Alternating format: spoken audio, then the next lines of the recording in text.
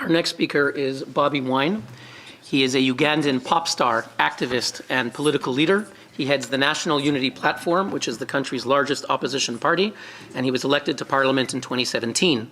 As a singer, Bobi Wine's music has focused on social justice issues. He's been blocked from performing, however. Since 2018, his music considered a threat to the political establishment. He received massive support across the country and then started the People Power movement in 2017 to encourage young Ugandans to get involved in politics. Since then, he's been arrested, tortured, subjected to various other forms of abuse and harassment. His supporters and friends have been targeted by the government, with some killed and others abducted and tortured. Bobi Wine was a presidential candidate in Uganda's most recent election, which has been described as the most violent and least fair in the country's history. He was placed under house arrest, denied access to food or water. Now, I see that on social media there's tremendous excitement that you're here at the United Nations and that your followers refer to you as Mr. President. You have the floor. Mic check, 1, 2, 1, 2. Thank you very much for having me. I'm very honored and privileged to be here, not just for myself, but to highlight the plight of the people of Uganda and many people in the world that face the same that we are facing in Uganda. My name, like you said, is Kyagulanyi Ssentamu, although I'm more popularly known by my stage name as an artist, Bobi Wine. I'm a musician, an activist, and also political leader. And yes, I challenged Yoweri Museveni in the 2021 election, which turned out to be the most violent election, not just in the history of Uganda, but in all elections that I've seen, because I had to campaign with a bulletproof vest and a ballistic helmet.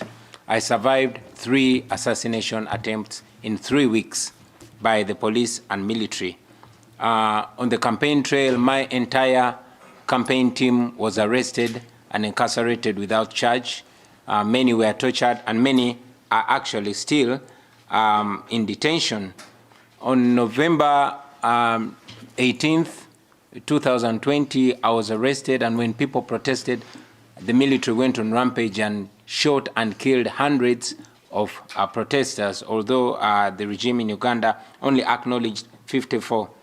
Thousands of our supporters were abducted by unmarked military trucks. Many of them showed up dead on the roadside and in the woods. Many of them returned with severe torture marks and horrifying stories. Women were raped, men were castrated, and others, terrible things are happening to them. Many are still missing up to today. And like I said, many are dead. Many are detained without charge up to today. This did not just happen and stopped in the campaign season. It is still going on as we speak right now. Many political prisoners are held without charge, and this includes 2 members of parliament from my party and a young mother who was taken away and left her breastfeeding baby behind.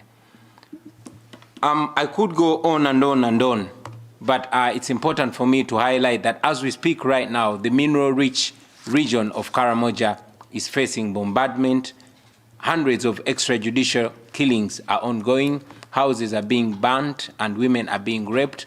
All that is because that region supported us overwhelmingly and is facing the wrath of the military, which is commanded by the son of General Museveni.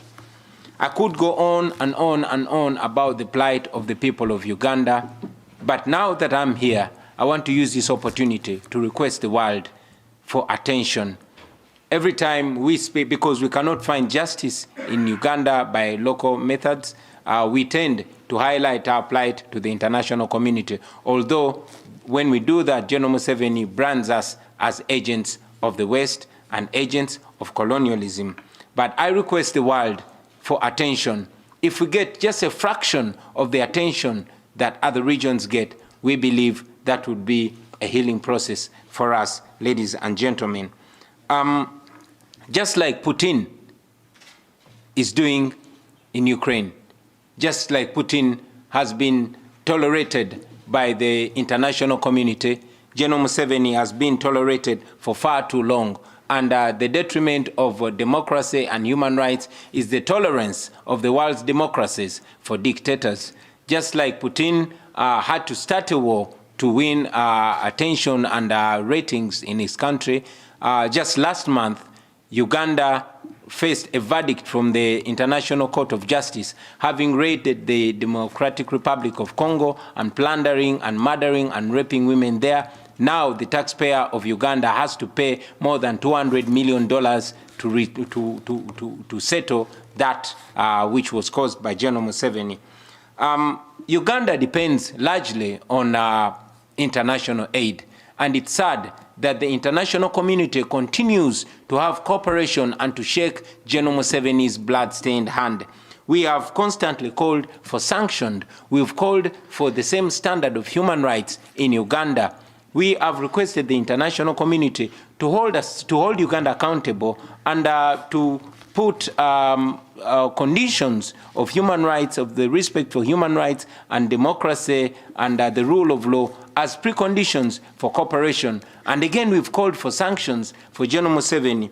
And we've said that when Idi Amin did what Museveni is doing in Uganda, he was sanctioned.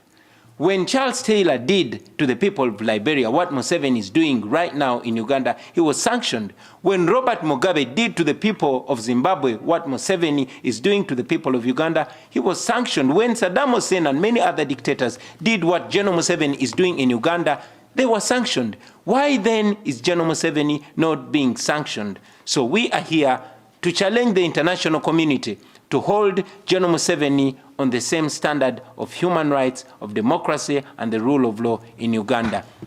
Dear international community, if you cannot help us, please stop sponsoring our oppression. Please stop being the paymasters of our oppressor. If that stops, then that will be the beginning of the liberation of the people of Uganda. I thank you. Thank you very much.